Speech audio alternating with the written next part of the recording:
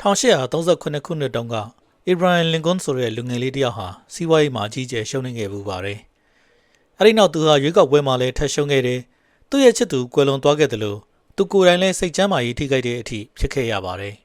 ။တကယ်လို့အောင်မြင်မှုဆိုတာပါရမီတစ်ခုရဲ့အပေါ်မှာပဲမူတည်နေရမယ်ဆိုရင်သူ့ရဲ့ဇလန်းကဒီနားမှာတင်အဆုံးသတ်သွားတဲ့နာပေါ့။ဒါပေမဲ့တကယ်တမ်းမှာတော့အဲ့ဒီလိုဖြစ်မလာခဲ့ပါဘူး။ဘာကြောင့်လဲဆိုတော့သမိုင်းကိုပြန်ကြည့်လိုက်ရင်ထူးဆန်းတဲ့အချက်တွေကိုတွေ့ရပါလိမ့်မယ်။ရေရှည်မှာအောင်မြင်ခဲ့တဲ့သူတွေဟာပါရမီရှိဆုံးသူတွေဖြစ်ခဲ့ပါတယ်။သူတို့တွေကသူတို့ရဲ့စိတ်ဓာတ်နဲ့လေ့ကျင့်ကောင်းတွေကိုအခိုင်အမာဆုံးတည်ဆောက်နိုင်ခဲ့သူတွေသာဖြစ်ပါတယ်။ဒီစာအုပ်ထဲမှာလူအချို့ကဘာကြောင့်ကြာရှုံးမှုတွေကြားကနေပြန်ထလာနိုင်ပြီးအချို့ကဘာလို့ပြန်မထနိုင်တော့တာလဲဆိုတာကိုရှင်းပြပေးမယ်ပြဝက်ချက်တစ်ခုရှိနေပါတယ်။ဖတ်တဲ့သူများစုကတော့အလေးကျင့်9ခုကိုပဲသတိထားမိကြပေမဲ့အဲ့ဒီအလေးကျင့်တွေကိုတစုတစည်းတည်းဖြစ်စေတဲ့အဓိကအခြေခံမူတစ်ခုကိုတော့သတိထားမိတဲ့သူအင်မတန်နေပါတယ်။အဲ့ဒီချက်ကိုကျွန်တော်တို့ရှာကြည့်ကြရအောင်။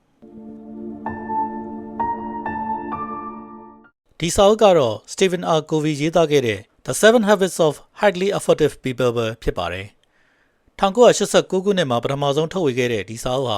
ကမ္ဘာတစ်ဝန်းမှာအုပ်ရည်တန်း40ကျော်ရောင်းချနိုင်ခဲ့ပြီးကိုယ်ရည်ကိုယ်သွေးဖွံ့ဖြိုးတိုးတက်မှု Personal Development နယ်ပယ်မှာတမိုင်းတစ်လျှောက်အလေးစားရဆုံးစာအုပ်တစ်အုပ်ဖြစ်လာခဲ့ပါတယ်။ဒီစာအုပ်ကအခြားစာအုပ်တွေနဲ့ဘာကြောင့်ကွာခြားနေတာလဲ။အဲ့ဒါကတော့ကိုဗီယာလူအများလိုက်ရှာနေတဲ့ချက်ချင်းအောင်မြင်မဲ့ဖြတ်လန်းနည်းတွေကိုညှင်းပယ်ခဲ့ပါတယ်။အဲ့ဒီစာသူဟာပို့ပြီးနှက်ဆိုင်တဲ့အချက်တစ်ခုကိုပဲအာရုံစိုက်ခဲ့တယ်။အဲ့ဒါကတော့ထိရောက်မှုရှိစေတဲ့မမြင်ရတဲ့စနစ်ဖွဲ့စည်းပုံ Invisible Architecture of Effectiveness ပဲဖြစ်ပါတယ်။အာရုံပြန့်လင့်စရာတွေများပြားလာတဲ့ဒီနေ့ခေတ်ကမ္ဘာကြီးမှာဒီယူဆကအရင်ကထပ်တောင်ပိုပြီးအရေးကြီးလာပါတယ်။ဘာကြောင့်လဲဆိုတော့လူအများစုဟာရလဒ်ကောင်းတွေပဲရဖို့ပဲကြိုးစားနေကြပြီးအဲ့ဒီရလဒ်တွေကိုထွက်ပေါ်လာအောင်ဖန်တီးပေးတဲ့စနစ် system ကိုမြင့်တင်ဖို့ကြတော့မေ့လျော့နေတတ်ကြလို့ပါပဲ။ Habit 1 Be proactive ဥဆောင်ဥရွက်ပြုသူဖြစ်ပါစေ။ကိုဗီကဒီအလေးချင်းကိုခါးသီးတဲ့အမှန်တရားနဲ့စတင်ထားပါတယ်။လူအများစုဟာသူတို့ရဲ့ဘဝကိုပတ်ဝန်းကျင်အခြေအနေကပဲဖန်တီးတယ်လို့ယုံကြည်နေကြတာပါ။ဒါပေမဲ့တကယ်အောင်မြင်ထိရောက်တဲ့သူတွေကတော့သူတို့ရဲ့ဘဝဟာသူတို့ကိုယ်တိုင်ချတဲ့ဆုံးဖြတ်ချက်တွေအပေါ်မှာပဲမူတည်တယ်လို့ယုံကြည်ကြပါတယ်။ Reactive တုံ့ပြန်တဲ့သူတွေကတော့အမြဲတမ်းစင်ကြေပေးတတ်ကြတယ်။ငါအထက်လူကြီးကငါ့ကိုစိတ်ဖိစီးအောင်လုပ်နေတာငါရဲ့အတိတ်ဆိုးတွေကငါ့ကိုကန့်သက်ထားတာငါရဲ့အခြေအနေအရဘာမှလုပ်လို့မရဘူးစသဖြင့်ပေါ့။ဒါပေမဲ့ Proactive ကြိုတင်ပြင်ဆင်ဥဆောင်သူတွေကတော့ငါရဲ့ထိန်းချုပ်မှုအောက်မှာဘာတွေကြံနေသေးလဲဆိုတဲ့မေးခွန်းတစ်ခုကိုပဲမေးလို့ရှိပါတယ်။ကိုဗီကအင်မတန်အစွမ်းထက်တဲ့အချက်တစ်ခုကိုရှင်းပြထားပါတယ်။လှုပ်ဆော်မှု stimulus နဲ့တုံ့ပြန်မှု response ကြားမှာလွတ်လပ်တဲ့နေရာလက်တစ်ခုရှိနေပါတယ်။အဲ့ဒီနေရာလက်လေးထဲမှာပဲသင်ရဲ့လွတ်လပ်ခွင့်ရှိနေတာပါ။တည်တည်ငြိမ်ငြိမ်နေထိုင်ခွင့်စဉ်းစားတွေးခေါ်နိုင်ခွင့်ပြီးတော့စိတ်လိုက်မှန်ပါမလုပ်ပဲစီကံရှိတဲ့တုံ့ပြန်မှုကိုရွေးချယ်နိုင်ခွင့်နေပေါ့။ဒီယူဆဟာနာဇီအကျဉ်းစခန်းကနေအသက်ရှင်လွတ်မြောက်လာခဲ့တဲ့စိတ်ကျန်းမာရေးဆရာဝန် Viktor Frankl စီကနေဆင်းသက်လာတာဖြစ်ပါတယ်။သူဟာအကျဉ်းစခန်းထဲမှာထူးဆန်းတဲ့အချက်တစ်ခုကိုတွေ့ရှိခဲ့တယ်။အကျဉ်းသားတွေစီကနေအရာအလုံးကိုနာဇီတွေကသိမ်းယူသွားနိုင်ပေမဲ့အချို့သူတွေကဂုံတိတ်ခါကိုဆက်ပြီးထိမ့်သိမ်းထားဖို့ရွေးချယ်ကြပါတယ်။တချို့ကဘဝရဲ့အဓိပ္ပာယ်ကိုရှာဖွေဖို့ရွေးချယ်ကြတယ်။တချို့ကတော့ကြန့်ခိုင်တဲ့စိတ်ဓာတ်ကိုပဲဆက်ပြီးစုပ်ကိုင်ထားကြပါတယ်။သင်ရဲ့နောက်ဆုံးဖြစ်ခဲ့တဲ့စိတ်ဖိစီးစရာအခြေအနေတစ်ခုကိုပြန်စဉ်းစားကြည့်ပါ။သင်ဟာအလိုလျောက်ဒေါသတကြီးတုံ့ပြန်လိုက်သလား။ဒါမှမဟုတ်ခဏလောက်အနားယူစဉ်းစားခဲ့သလား။တကယ်တော့သင်ဟာတစ်ခုခုကိုမတုံ့ပြန်ခင်မှာခဏလောက်ရပ်ပြီးစဉ်းစားတတ်အောင်လေ့ကျင့်ထားမယ်ဆိုရင်သင်ဘဝမှာရှိနေတဲ့ပြဿနာတွေဘယ်လောက်တောင်ပျောက်ကွယ်သွားမလဲဆိုတာကိုမြင်အောင်ကြည့်လိုက်ပါဒီအခန်းရဲ့အနှစ်သာရကတော့လောကမှာဖြစ်ပျက်လာသမျှအရာအလုံးကိုကျွန်တော်တို့မထိန်ချုပ်နိုင်တာအမှန်ပဲဒါပေမဲ့အဲ့ဒီအခြေအနေတွေပေါ်မှာဘလို့စိတ်ဓာတ်နဲ့တုံ့ပြန်မလဲဆိုတာကိုတော့ကျွန်တော်တို့ကိုယ်တိုင်အပြည့်အဝဆုံးဖြတ်နိုင်ပါတယ် Habit 2အဆုံးသက်ကိုကြိုမြင်ပြီးမှစတင်ပါလူအများစုဟာလေကားကိုအတက်တရောတက်လှမ်းနေရင်နှစ်ပေါင်းများစွာအချိန်ကုန်ဆုံးတတ်ကြပါတယ်ဒါပေမဲ့ထိတ်ဆုံးကိုရောက်သွားတဲ့အခါမှာပဲအဲ့ဒီလေကားဟာမှားရွေးတဲ့နေရန်မှာမိထားမိမှန်သိလိုက်ရတာမျိုးပါဒီလေးချင်းဟာအလုံးများနေဖို့ထက်ဥတီချက်မှန်ကန်မှုကိုပိုပြီးအာရုံစိုက်ထားတာဖြစ်ပါတယ်ကိုဗီယာအင်မတန်အစွမ်းထက်တဲ့စိတ်ကူးရင်လေ့ကျင့်ခန်းတစ်ခုကိုအကြံပြုထားပါတယ်ကျွန်တော်တို့ရဲ့အသက်80ပြည့်မွေးနေ့ပွဲကိုခဏလောက်မှန်းဆကြည့်ရအောင်မိသားစုဝင်တွေနဲ့တငယ်ချင်းတွေကကျွန်တော်တို့ရဲ့ဘဝအကြောင်းကိုလူအများရှေ့မှာဂုဏ်ပြုစကားပြောနေကြတယ်ဆိုပါစို့အဲ့ဒီချိန်မှာသူတို့ကိုကျွန်တော်တို့အကြောင်းဘလို့ပြောစေချင်ပါသလဲအားကိုထိုက်သူလို့ပြောစေချင်တာလား ကျင်နာတတ်တဲ့သူစီကန်းရှိသူဒါမှမဟုတ်တတ္တိရှိသူလို့အပြောခံချင်တာလားဒါမှမဟုတ်အလုပ်တွေပဲအများကြီးလုပ်သွားခဲ့သူလို့ပဲအပြောခံချင်တာလာ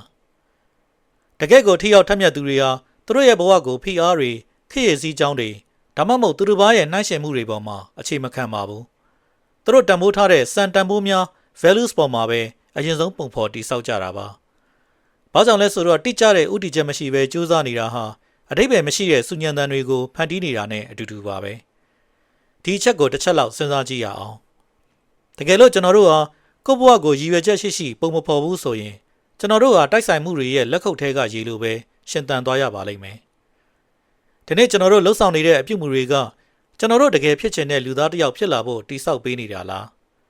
းဒါမှမဟုတ်အသက်ဆက်ရှင်ုံတတ်ပဲလှုပ်ဆောင်နေတာလားဒီခန်းရဲ့အနှစ်သာရကတော့ကျွန်တော်တို့ကိုယ်တိုင်ဥတီချက်ကိုမတတ်မှတ်ဘူးဆိုရင်ဘေးပတ်ဝန်းကျင်ကအာယုံနောက်ဆရာတွေကပဲကျွန်တော်တို့ရဲ့လားရကိုလာပြီးတတ်မှတ်သွားပါလိမ့်မယ် Habit 3အရေးကြီးတာကိုအရင်လုပ်ပါအခုဆိုရင်ကိုဗီကမျှော်မှန်းချက် vision ကနေလက်တွေ့လှုပ်ဆောင်မှု execution စီကိုကူးပြောင်းလာပါပြီဒါဟာကိုရီကိုသွေးမြင့်တင်ရေးကျူးပန်းမှုအများစုကြာရှုံးတတ်တဲ့နေရာလည်းဖြစ်ပါတယ်လူတွေကဘယ်အရာကအရေးကြီးရဆိုတာကိုတော့သိကြပါတယ်ဒါပေမဲ့အဲ့ဒီအရေးကြီးတဲ့အရာတွေကိုကာကွယ်ဖို့ကြတော့မေ့လျော့နေတတ်ကြတာပါကိုဗီကဒီလိုရှင်းပြထားပါတယ်ရုတ်တရက်အရေးတကြီးကိစ္စတွေ urgent things ကကျွန်တော်တို့ရဲ့အာရုံစိုက်မှုကိုအမြဲတမ်းတောင်းဆိုတတ်ကြပါတယ်တကယ်အရေးကြီးတဲ့ကိစ္စတွေ important things ကတော့ကျွန်တော်တို့ရဲ့အနာဂတ်ကိုတိဆောက်ပေးတာပါဒါပေမဲ့ဒီနှစ်ခုကတစ်ခုတည်းဖြစ်ခဲ့ပါတယ်ဥပမာဖုန်းပုတ်နေတာကကြည်ကျင်စိတ်ကြောင့်အရေးတကြီးဖြစ်နေတတ်ပေမဲ့ကျမ်းမာရေး queue site တာကမှတကယ်အရေးကြီးတာပါအီးမေးလ်ပြန်ဖို့ကအရေးတကြီးလို့ခန်းစားရပေမဲ့ကျွမ်းကျင်မှုအသစ်တွေသင်ယူနေတာကမှတကယ်အရေးကြီးတာပါပတ်ဝန်းကျင်က drama တွေကအရေးတကြီးလို့ထင်ရပေမဲ့မိသားစုနဲ့မိတ်ဆွေတွေနဲ့ဆက်ဆံရေးကောင်းမွန်တာကမှတကယ်အရေးကြီးတာပါဒါပေမဲ့တကယ်တော့အရေးကြီးတဲ့အရာတွေဟာကျွန်တော်တို့ကိုအော်ဟစ်ပြီးသတိမပေးတတ်ကြပါဘူးဒါကြောင့်ပဲအဲ့ဒီအရာတွေကိုကျွန်တော်တို့ကအမြဲတမ်းနောက်ဆုတ်ထားမိတတ်ကြတာပါတကယ်ထိရောက်ထက်မြက်သူတွေဟာသူတို့အတွက်အရေးကြီးတဲ့ဦးစားပေးတွေကိုအချိန်စရာထဲမှာတေချာထည့်သွင်းထားတတ်ကြပါတယ်မောင်မြင်သူတွေကတော့ရှိပြီးသားအချိန်စရာတွေထဲမှာမှဦးစားပေးတွေကိုလိုက်ရှာနေတတ်ကြတာပါကျွန်တော်တို့ဘလို့အရေးကြီးတဲ့အရာတွေကိုလာနဲ့ချီပြီးရွှေ့ဆိုင်းထားမိပါသလဲပညာသင်ယူတာလားကျမ်းမာရေးလားအနာဂတ်အတွက်စီမံကိန်းချတာလားဒါမှမဟုတ်ပျက်စီးနေတဲ့ဆက်ဆံရေးတစ်ခုကိုပြန်လည်ပြင်ဆင်တာလားဆိုတာကိုပြန်ဆန်းစစ်ကြည့်ပါတနေ့ကိုတနာရီပဲဖြစ်ဖြစ်တကယ်အရေးကြီးတဲ့အရာတွေတက်တာကျွန်တော်တို့အချိန်ပေးပြီးကာကွယ်ထားနိုင်မယ်ဆိုရင်ဘဝကဘယ်လောက်တောင်ပြောင်းလဲသွားမလဲဆိုတာမြင်အောင်ကြည့်လိုက်ပါအခြေအနေတွေပေါ်တုံ့ပြန်နေုံနဲ့မဟုတ်ပဲကိုယ့်ဘဝကိုကိုယ်တိုင်တည်ဆောက်နေတာမျိုးပေါ့ဒီခန်းရဲ့တကယ်အနှစ်သာရကတော့ကျွန်တော်တို့အတွက်အရေးကြီးတဲ့အရာတွေကိုလုပ်ရင်လုပ်မယ်မလုပ်ရင်လည်းရတယ်ဆိုတဲ့ရွေးချယ်စရာ optional အဖြစ်ကနေမဖြစ်မနေလှုပ်ဆောင်ရမယ့်အရာအဖြစ်ပြောင်းလဲလိုက်တဲ့အခါဘဝကတိတိတသာတိုးတက်လာမှာဖြစ်ပါတယ်ခုနကပြောခဲ့တဲ့လေ့ကျင့်၃ခုကတော့ကိုအောင်မြင်အောင်ဘလို့တိဆောက်မလဲဆိုတာတွေပါဒါပေမဲ့ကိုတယောက်တည်းတော်နေုံနဲ့မလုံလောက်သေးပါဘူးဘာကြောင့်လဲဆိုတော့လောကမှာဘယ်သူမှတယောက်တည်းအောင်မြင်လို့မရနိုင်လို့ပါအောင်မြင်မှုဆိုတာသူတစ်ပါးနဲ့လက်တွဲလှုပ်ဆောင်နိုင်မှရရှိခိုင်မြဲတာပါဒါကြောင့်နောက်ထပ်ပြောပြမယ့်လေ့ကျင့်တွေကတော့အောင်မြင်နေပါရက်နဲ့ဘာလို့အချို့သူတွေကစိတ်မချမ်းသာဖြစ်နေရတာလဲအချို့သူတွေကြတော့ဘာလို့လူချစ်လူခင်ပေါ်ပြီးသူတစ်ပါးပေါ်မှာဩဇာညောင်းနေရတာလဲဆိုတဲ့နှုတ်ဝက်ချက်တွေကိုရှင်းပြပေးသွားမှာဖြစ်ပါတယ် Habit 4နှစ်ဦးနှစ်ဖက်အကျိုးရှိအောင်စဉ်းစားပါလူတော်တော်များများကစိတ်ထဲမှာတိတ်တိတ်ဆိတ်ယုံကြည်ထားတာတစ်ခုရှိပါတယ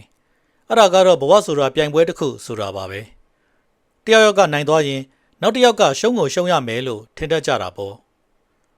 ့ဒါပေမဲ့တကယ်ထိရောက်ထက်မြက်သူတွေကတော့မတူညီတဲ့ယုံကြည်ချက်တစ်ခုနဲ့အလုပ်လုပ်ကြပါတယ်အဲ့ဒါကတော့ပေါများကြွယ်ဝမှု abundance ဆိုတဲ့စိတ်ဓာတ်ပါ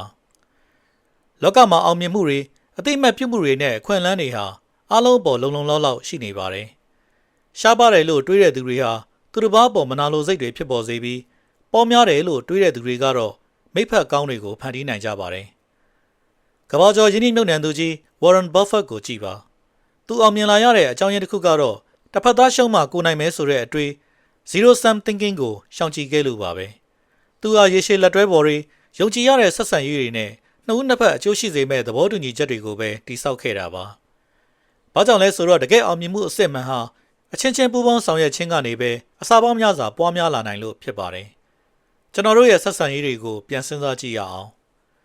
အောင်မြင်မှုကိုတိုင်းတာတဲ့အခါငါမှန်တယ်ဆိုတာကိုပဲသက်သေပြနေချင်တာလားဒါမှမဟုတ်အားလုံးအတွက်အဆင်ပြေမဲ့ရလဒ်ကိုဖန်တီးပေးနေတာလားဒီခန်းရဲ့မှတ်သားစရာလေးကတော့ရေတိုအောင်မြင်မှုတွေကပြိုင်ဆိုင်မှုကနေလာတတ်ပေမဲ့ရေရှည်အောင်မြင်မှုတွေကတော့ပူးပေါင်းဆောင်ရွက်မှုကနေပဲလာတာဖြစ်ပါတယ် Habit 5သူတစ်ပါးကိုအရင်နားလည်အောင်ကြိုးစားပါပြီးမှကိုယ့်ကိုနားလည်အောင်လုပ်ပါဒီလေ့ကျင့်ဟာလက်တွေ့အကျဆုံးဖြစ်တယ်လို့လိုက်နာဖို့အခက်အခဲဆုံးလည်းဖြစ်ပါတယ်အဲ့ဒါကတော့နားထောင်ခြင်း listening ပါပဲလူအများစုဟာသူတစ်ပါးစကားပြောတာကိုနားထောင်တဲ့အခါနားလည်ဖို့ထက်ပြန်ပြောဖို့အတွက်ပဲနားထောင်တတ်ကြပါတယ်ကျွန်တော်တို့ဟာတစ်ဖက်လူစကားမဆုံးခင်ကြားဖြတ်ပြောတယ်အကြံပေးတယ်ဝေဖန်တယ်ပြီးတော့ကိုယ့်အတွေ့အကြုံနဲ့နှိုင်းယှဉ်ပြတတ်ကြပါတယ်ကိုဗီကဒါကိုကိုယ့်ဘဝအကြောင်းနဲ့ပဲတိုင်းတာပြီးနားထောင်ခြင်း listening through your autobiography လို့ခေါ်ပါတယ်အဲ့ဒီအစားသူကကိုချင်းစာစိတ်နဲ့နားထောင်ဖို့ empathetic listening ကိုအကြံပြုထားပါတယ်ပြန်ပြောဖို့အဖြေကိုကြုံမစင်စားပဲနားထောင်တာမျိုးအမားလိုက်ပြင်ပေးဖို့မကြိုးစားပဲနားထောင်တာမျိုးတစ်ဖက်လူကငါ့ကိုတကယ်နားလည်သွားပြီလို့ခံစားရတဲ့အထိနားထောင်ပေးတာမျိုးပေါ့အဲ့ဒီလိုနားထောင်ပေးလိုက်တဲ့အခါအစွမ်းထက်တဲ့အရာတစ်ခုဖြစ်လာပါတယ်လူတွေဟာသူတို့ကိုတစ်ဖက်လူကနားလည်ပေးတယ်လို့ခံစားရတဲ့အခါတင့်ပေါ်ကာကွယ်ခုခံမှုတွေမလုပ်တော့ဘဲသူတို့ရဲ့စိတ်နှလုံးကိုဖွင့်ဟလာတတ်ကြပါတယ်ကိုယ့်ရဲ့အနီးနားမှာရှိတဲ့သူတစ်ယောက်အကြောင်းကိုစဉ်းစားကြည့်ရအောင်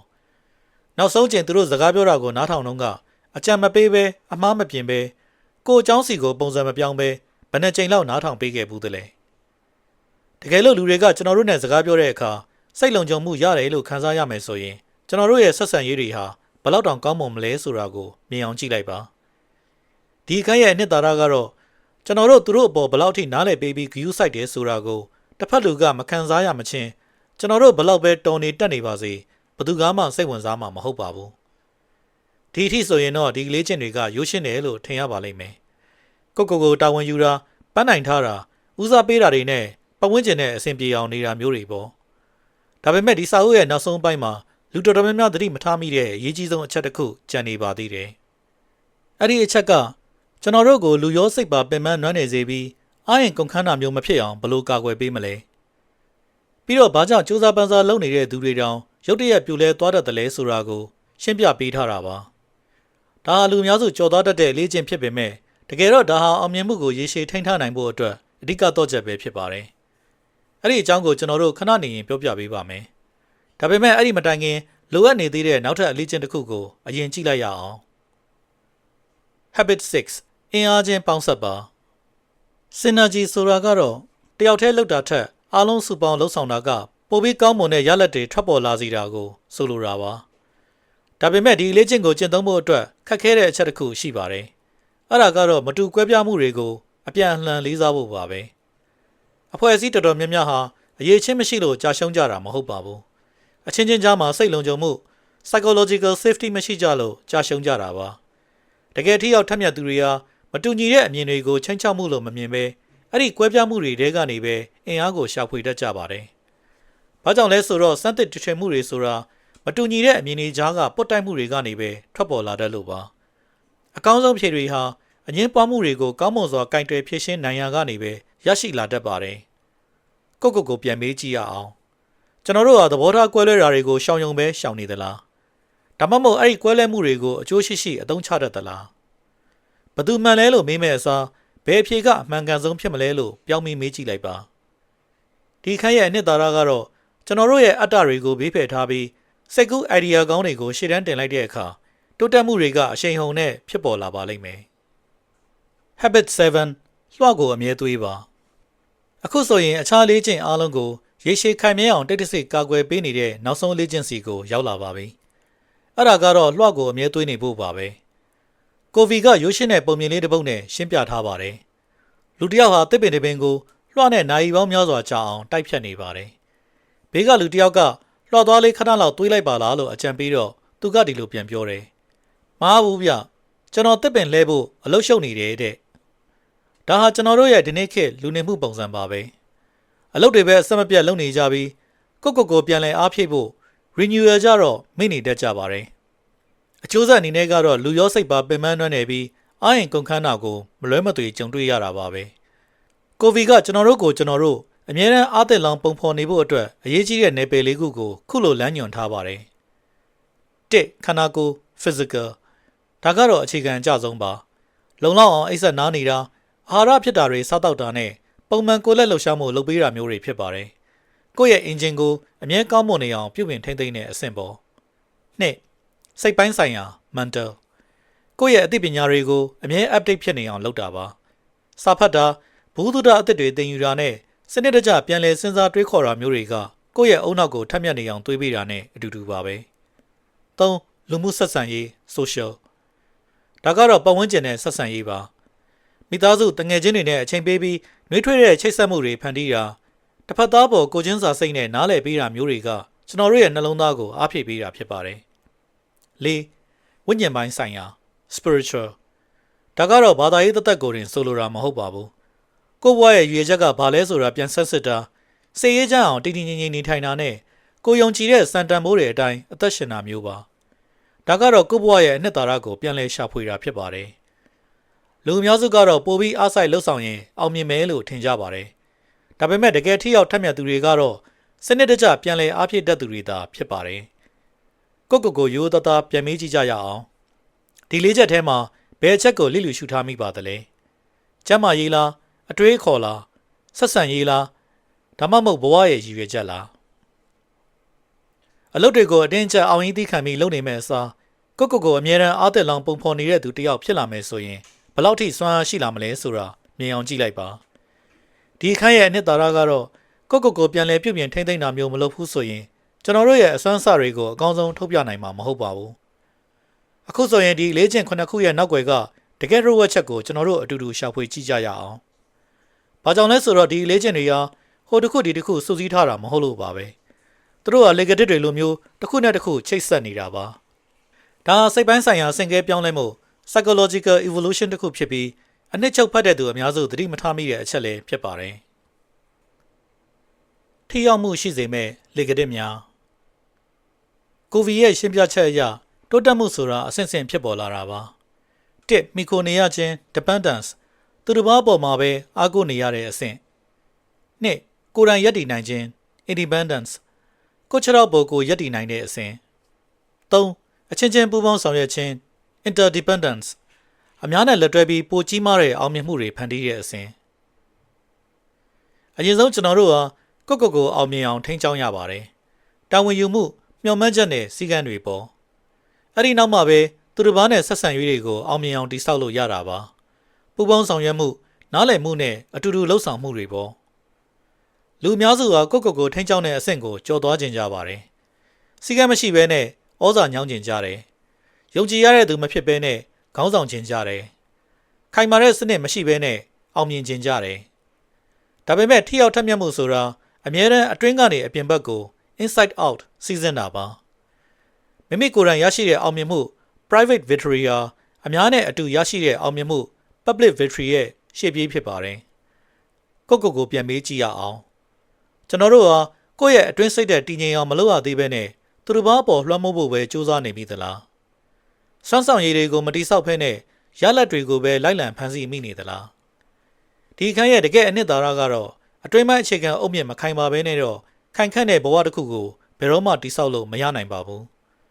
တစ်ချက်လောက်မှန်းဆကြည့်ရအောင်တကယ်လို့ကျွန်တော်တို့ဟာဒီအလေးချင်းတွေကိုဘဝထဲမှာနေတိုင်းဆွဆွဲမြဲမြဲကျင့်သုံးသွားမယ်ဆိုရင်ကျွန်တော်တို့ရဲ့အနာဂတ်ကဘယ်လိုဖြစ်လာမလဲစိတ်လှုပ်ရှားမှုတွေကြားမှာရိမ့်ထုံနေတာမျိုးနည်းသွားမယ်ဘယ်ကိုသွားရမလဲဆိုတဲ့ဥတီချက်ကပိုပြီးရှင်းလာမယ်ပတ်ဝန်းကျင်ရဲ့လေးစားမှုကိုပိုပြီးရရှိလာမယ်